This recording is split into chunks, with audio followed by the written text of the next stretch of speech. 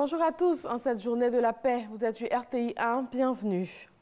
La journée nationale de la paix a été instituée en 1996 en Côte d'Ivoire. La célébration de cette 22e édition a lieu dans la ville de Dabou, à 45 km d'Abidjan, la capitale économique ivoirienne. C'est une date symbolique. Elle rappelle le rôle aussi bien individuel que collectif dans la consolidation de la paix et de la cohésion sociale. Le président ivoirien est rentré hier soir de Lomé au Togo. Alassane Ouattara y a pris part à la cérémonie des 45 ans de la Banque ouest-africaine de développement BOAD, qui a pour mission de promouvoir le développement équilibré des 8 États membres de l'UEMOA. Et sur place, dans la capitale togolaise, le chef de l'État ivoirien a participé à cette journée de commémoration qui a été l'occasion pour la BOAD de regarder dans le rétroviseur pour estimer les opérations effectuées depuis sa création en 1973. Les experts de l'UEMOA, des autres pays et des institutions de financement ont fait l'état des lieux, le bilan des interventions de la BOAD et aussi ils ont proposé des stratégies pour le développement de l'énergie solaire dans la zone UEMOA.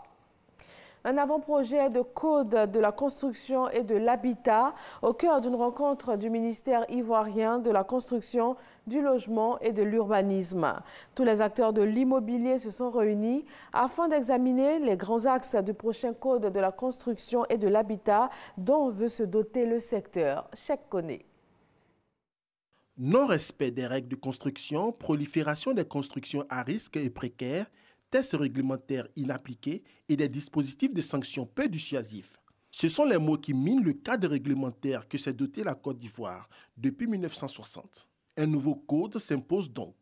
Cet atelier de 3 jours qui se veut participatif avec l'intervention de tous les experts nationaux du secteur vise à examiner l'avant-projet de code de la construction et de l'habitat. Nous essayons de mettre en place un cadre législatif, un cadre normatif, un cadre réglementaire qui renforce notre secteur, qui sécurise davantage les constructions qui sont faites, qui simplifie également les démarches qui sont faites par les usagers du service public. Donc tout cela pour contribuer justement à la dynamique de modernisation de notre pays. L'élaboration de ce nouveau code est conduite par le cabinet français GIDE avec l'appui d'un comité d'experts ivoiriens qui ont tenu compte de l'évolution du secteur. Ce qui est important de noter, c'est que c'est un code moderne, qui n'est ni un code français, ni un code sénégalais, c'est un code ivoirien qui est adapté au contexte local. Et ces 3 jours nous permettront justement de nous assurer que l'ensemble des professionnels du secteur et le ministère sont en accord avec les dispositions de ce nouveau texte. Les travaux en atelier vont porter sur 3 thèmes principaux: la construction d'immeubles, l'habitation d'immeubles et les dispositions pénales finales et transitoires. Les autres corps de métier dans le secteur de la construction présents à cet atelier ont souhaité également des tests forts pour réglementer leur secteur d'activité. Il va falloir créer des tests qui protègent les métiers. C'est un métier important pour l'édification d'un pays, parce que si la mission de l'ingénieur conseil n'est pas clairement définie, il est difficile donc de mettre en œuvre toutes les idées de gouvernance. L'entrée en vigueur dans quelques mois du nouveau code de la construction et de l'habitat permettra l'amélioration de la qualité de vie des populations et la réduction des pertes en vies humaines liées aux effondrements de bâtiments. Direction le Gabon, 3 semaines après l'hospitalisation du président Ali Bongo en Arabie Saoudite, le Premier ministre a saisi la Cour constitutionnelle pour statuer sur la vacance du pouvoir. L'idée était que la Cour désigne une autorité qui préside les conseils des ministres afin d'évacuer les dossiers urgents. Le vice-président de la République a donc été autorisé à présider les conseils des ministres.